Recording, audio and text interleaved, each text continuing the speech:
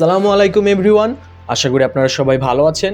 আজকে আমরা জানবো ভিপিএন সম্পর্কে, যে ভিপিএন এর কাজ কি, অর্থাৎ ভিপিএন কিভাবে কাজ করে, এটি আমরা কেন ব্যবহার করব। তো চলুন আমরা শুরু করি। ভিপিএন হচ্ছে আপনার virtual private network. Virtual private নেটওয়ার্কটা কি? এটি একটি নিরাপদ প্রযুক্তি যা ইন্টারনেট ব্যবহারকারীদের ডেটা এনক্রিপ্ট করে, এদের পরিচয় গোপন রাখে এবং সুরক্ষিত সংযোগ প্রদান করে। তো এর মধ্যে হচ্ছে আপনার যে ডেটা এনক্রিপশনটা আছে, সেটা হচ্ছে ভিপিএনকারীদের ইন্টারনেট ট্রাফিক এনক্রিপ্ট করে। এর মানে হলো ব্যবহারকারী এবং ইন্টারনেটের মধ্যে চলা তথ্য এনক্রিপ্টেড বা কোডেড হয়। এর ফলে তৃতীয় পক্ষের অর্থাৎ হ্যাকার, সরকার বা ইন্টারনেট প্রোভাইডার যারা আছে তাদের কাছ থেকে আপনার তথ্য হাইড হয়। এজন্য হচ্ছে তারা এই তথ্যগুলো সহজেই আপনার কাছ থেকে নিতে পারে না। উদাহরণ যেমন ব্যাংকিং বা অনলাইন শপিং, এগুলো করার সময় ডেটা এনক্রিপ্ট থাকলে হ্যাকাররা আপনার ব্যক্তিগত তথ্য চুরি করতে পারবে না। এই গেল হচ্ছে প্রথম টপিক। দ্বিতীয় টপিক নিয়ে আমরা যদি আলোচনা করি, সেটা আসবে হচ্ছে আপনার আইপি অ্যাড্রেস গোপন করা। যে আইপি অ্যাড্রেসটাকে যখন গোপন রাখে, আইপি অ্যাড্রেসটা কি, যেমন আমরা যে কোনো ডিভাইস ব্যবহার করি সেটার একটা আইপি অ্যাড্রেস থাকে। তো ভিপিএন যখন কানেক্ট করব তখন এই আইপি অ্যাড্রেসটা হাইড হয়ে যায়। এটি বিভিন্ন দেশের সার্ভারের সাথে আপনাকে কানেক্টেড দেখায়। এর ফলে উপকারিতাটা কি, আপনার অবস্থান হাইড হয়ে যাবে, অর্থাৎ আপনি যে কান্ট্রি থেকে ইউজ করবেন সেই কান্ট্রিটা চেঞ্জ হয়ে যাবে। এরপরে আপনার ব্রাউজিং কার্যকলাপ ট্র্যাক করা অনেক কঠিন হয়ে যাবে। যেমন বাংলাদেশ থেকে কেউ যদি ভিপিএন ব্যবহার করে, তাহলে তার যুক্তরাষ্ট্র বা যুক্তরাজ্যের আইপি ব্যবহার করতে পারবে। এরপরে তৃতীয় ধাপে যদি আমরা যাই, সেটা হচ্ছে আপনার সিকিউর ব্রাউজিং। ভিপিএন অনিরাপদ ওয়াইফাই নেটওয়ার্কও ব্রাউজিং সুরক্ষিত করে। পাবলিক ওয়াইফাই নেটওয়ার্কে যেমন ক্যাফে, এয়ারপোর্ট বা লাইব্রেরির এই সকল ওয়াইফাই তথ্য চুরি হওয়ার ঝুঁকি বেশি থাকে। এইখানে যদি আপনি ভিপিএনের এনক্রিপশন থাকার সুবিধাটা নেন, তাহলে আপনার ডাটাগুলো সুরক্ষিত থাকবে। এরপরে হচ্ছে ভূগোল ভিত্তিক ব্লকিং। এটা হচ্ছে অনেক ওয়েবসাইট বা ভিডিও কন্টেন্ট নির্দিষ্ট দেশ বা অঞ্চলে ব্লক করা হয়ে থাকে। ভিপিএন ব্যবহার করলে আপনি অন্য দেশের আইপি ব্যবহার করে এসব কন্টেন্ট অ্যাক্সেস করতে পারবেন।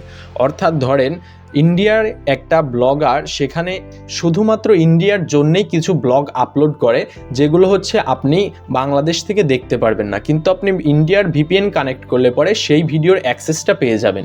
উদাহরণ হচ্ছে আপনার নেটফ্লিক্স বা হুলু এর মতো কন্টেন্ট যেগুলো নির্দিষ্ট দেশের জন্য উপলব্ধ, সেগুলো অন্য দেশ থেকে ভিপিএন ব্যবহার করে দেখা সম্ভব। কিছু নিউজ বা সোশ্যাল মিডিয়া সাইট যেমন ইউটিউব বা ফেসবুক যদি কোনো দেশে ব্লক থাকে, তাহলে ভিপিএন বাইপাস করে সেটা দেখা সম্ভব। এরপরে হচ্ছে আপনার সুরক্ষা এবং গোপনীয়তা।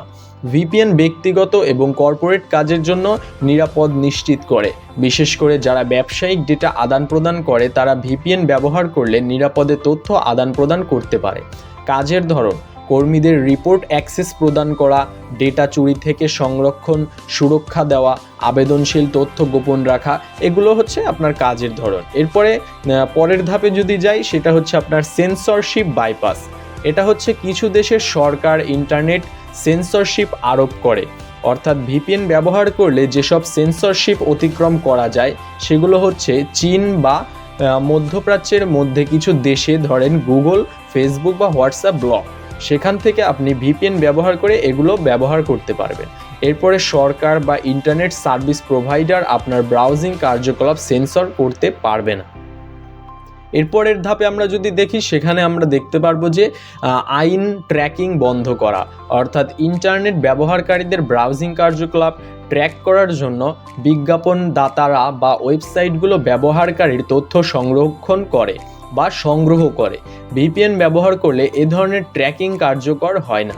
এরপরে হচ্ছে আপনার ইন্টারনেট স্পিডের দিক থেকেও ভিপিএনের অনেক সুবিধা এবং অসুবিধা আছে। সেটা হচ্ছে কখনো কখনো ইন্টারনেট সার্ভিস প্রোভাইডার অর্থাৎ আইএসপি ইচ্ছাকৃতভাবে আপনার ইন্টারনেট গতি কমিয়ে দেয়, যাকে থ্রটলিং বলা হয়।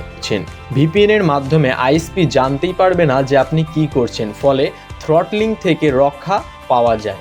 অর্থাৎ উদাহরণস্বরূপ যদি আমরা বলি যে এইচডি স্ট্রিমিং অর্থাৎ গেমিং বা বড় ফাইল ডাউনলোডের সময় স্পিড কমে না, এই ধরনের কিছু সাইট আছে যেখান থেকে হচ্ছে আপনার এইচডি স্ট্রিমিং করা যায় বা গেমিং করা যায়, সেই সকল সাইট থেকে বড় ধরনের ফাইলও কিছু ডাউনলোড করা যায়।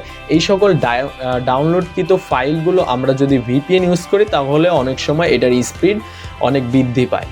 এরপরে হচ্ছে ভিপিএন ব্যবহারের ক্ষেত্রে কিছু আপনার নিয়ম নীতি আছে, সেগুলো হচ্ছে আপনার ব্যক্তিগত নিরাপত্তা, অনলাইন কার্যক্রমে গোপন রাখা, এরপরে ব্যবসায়িক প্রয়োজন অর্থাৎ দূরবর্তী কর্মীদের জন্য নিরাপদ নেটওয়ার্ক তৈরি করে, এরপরে গেমিংয়ের ক্ষেত্রে লো লেটেন্সি সার্ভার থেকে গেম খেলা, এরপরে হচ্ছে ব্লক করা কন্টেন্ট অ্যাক্সেস করা, যে কোনো জায়গা থেকে ব্লক করা ওয়েবসাইট কন্টেন্ট ব্যবহার করা।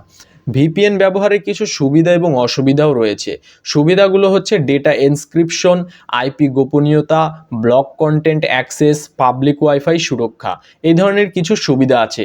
এরপরে আবার অসুবিধাগুলো হচ্ছে কিছু ভিপিএনের দাম অনেক বেশি, এরপরে ফ্রি ভিপিএন সেবা বিশ্বাসযোগ্য নয়, এটি ডেটা বিক্রি করতে পারে, অর্থাৎ আপনি ফ্রি কোনো ভিপিএন ব্যবহার করলে সেই ভিপিএনটা আপনার ডেটা চুরি করে আবার অন্যের কাছে বিক্রিও করে দিতে পারে, এটার একটা ভয় থাকে, এটা অনেক বড় অসুবিধা। এরপরে হচ্ছে ভিপিএন চালালে ইন্টারনেটের গতি কিছুটা কমে যেতে পারে, অর্থাৎ নর্মাল ব্রাউজিংয়ের ক্ষেত্রে আপনি যদি ভিপিএন ইউজ করেন তাহলে আপনার ইন্টারনেটের গতি অনেকটাই কমে যেতে পারে।